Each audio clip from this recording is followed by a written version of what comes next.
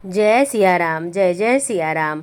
हनुमान जन्मोत्सव की आप सभी को बहुत बहुत बधाई। पूजा और सामग्री का वीडियो हमने पहले ही देख लिया है।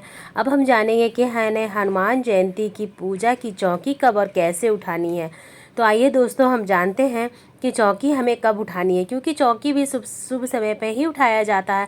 पूजा करने के बाद तुरंत बाद या ऐसे ही चौकी नहीं हिलाना चाहिए। चौकी हिलाने का भी एक अपना समय और एक खास नियम होता है। तो जानते हैं कि हमें चौकी कब उठानी है। तो चैत्र पूर्णिमा के दिन हनुमान जयंती की पूजा की जाती है और चौकी पे रखे सामान को हमें अगले दिन उठाना है, यानी कि पूर्णिमा के अगले दिन। देखिए, जब हम पूजा कर लेते हैं उसके बाद सबसे पहले हमें भोग प्रसाद ही उठाना होता है, और भोग प्रसाद भी हमें तभी उठाना है जब हम पूजा करके थोड़ी देर के लिए वहाँ से हट जाएं, ताकि भगवान भोग ग्रहण कर ले। उसके बाद ही हमें भोग प्रसाद उठाना होता है। तो अगर आप अखंड जोत जलाते हैं तो अलग बात है, लेकिन अगर आप नॉर्मल दीपक जलाते हैं, धूप दीप ठंडा होने के बाद ही आप भोग प्रसाद हटाइए, क्योंकि धूप जब तक जलता है, दीपक जब तक जलता है, तब तक भगवान भोग ग्रहण करते हैं। दीपक ठंडा होने के बाद आप सबसे पहले भोग प्रसाद उठाइए। उसके बाद हमें जो जल का लोटा है, इसे उठाकर सूर्य देवता को आप चाहे तो अर्घ दे सकते हैं या फिर पौधे में डाल सकते हैं। बाकी सभी चीज़ें हमें ऐसे ही रहने देनी है अगले दिन तक, क्योंकि शाम को भी हमें दीपक जलाना है। दीपक को उठा के हम मांज धो के शाम के समय फिर से दीपक जलाएंगे चौकी पर।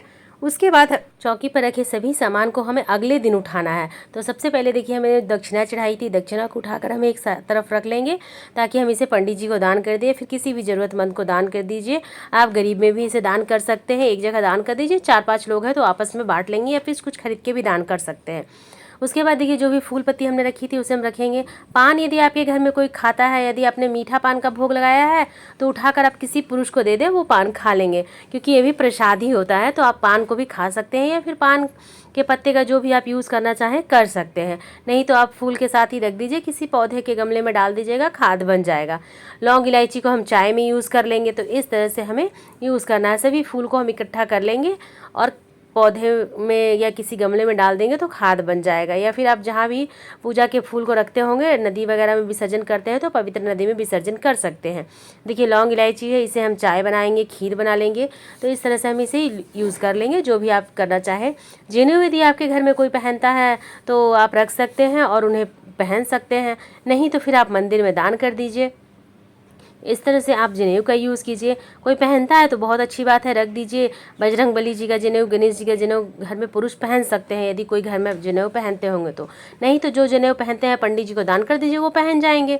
इस तरह से आपको जनेऊ का यूज़ करना है। देखिए, नारियल प्रसाद जो हमने रखा था, इसके ऊपर जो हम मौली बांधते हैं, इसे भी आप चाहे तो रक्षा सूत्र के रूप में बच्चों के हाथ पर बांध सकते हैं। नारियल को फोड़कर प्रसाद के रूप में ग्रहण कर लीजिए, क्योंकि ये भोग में चढ़ा हुआ है तो प्रसाद ही रहता है। कलश के रूप में बना हुआ, अभिमंत्रित किया हुआ नहीं है, तो आप कलश, इसे हम प्रसाद के रूप में यूज़ कर लेते हैं। आप चाहें तो मंदिर में भी दान कर सकते हैं, या जैसी आपकी इच्छा हो। फिर देखिए, जो चावल हमने कलश के ऊपर रखे थे, इस चावल को भी हम गरीबों में दान कर देंगे।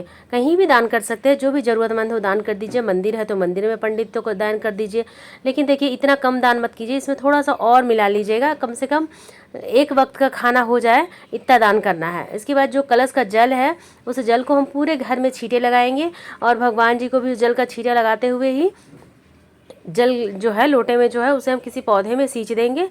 तो ध्यान से आप किसी भी पौधे में सींच दीजिए, तुलसी के गमले में नहीं डालिए। बाकी जो भी फूल पौधे हैं उस गमले में आप इसे डाल दीजिए। उसके बाद देखिए, जो भी चीज़ हमने यहाँ पे रखी है, सभी चीज़ों को हमने एक एक करके आप बहुत ही बारीकी से आपको दिखाया है कि आपको क्या करना है, कैसे करना है। चावल को हम मंदिर में दान कर देंगे, किसी भी ज़रूरतमंद को दान कर देंगे। और फोटो, मूर्तियाँ जो भी हैं, उसे हमने पहले ही जल के छींटे लगाते हुए विसर्जन का स्वरूप दे दिया था।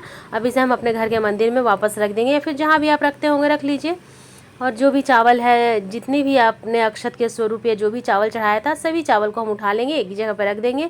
कपड़े को हम वापस धो के यूज़ कर लेंगे। चौकी को भी हम फिर से पूजा में यूज़ कर सकते हैं। तो इस तरह से आपको हनुमान जन्मोत्सव के दिन चौकी उठानी है, और कब और कैसे उठानी है मैंने बहुत ही विस्तार से आपको बताया है। आपको कोई भी डाउट हो तो फिर से मुझसे आप पूछ सकते हैं, कमेंट करके पूछ लीजिएगा। मैं बहुत ही जल्दी आपको आंसर दे दूँगी, कोशिश करूँगी कि।